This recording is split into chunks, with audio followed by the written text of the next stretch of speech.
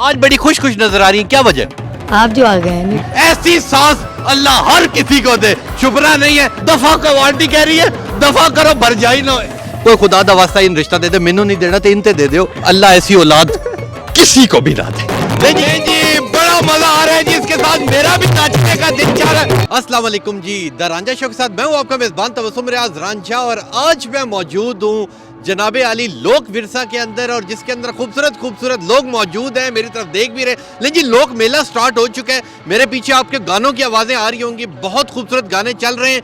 और अगर मैं आपको बताऊं अंदर जाके, तो मेरे पीछे ये आप ढोल की आवाज़ सुन रहे हैं कि बेस्ट म्यूजिक यहाँ पे चल रहा है, बहुत मजा आ रहा है। मेरे पीछे आप देख सकते हैं आजाद जम्मू कश्मीर पवेलियन मौजूद है, अंदर जाते हैं और देखते हैं आलीशान किस्म का कि लोक मेला में क्या चल रहा है। आप लोग आ जाए मेरे साथ।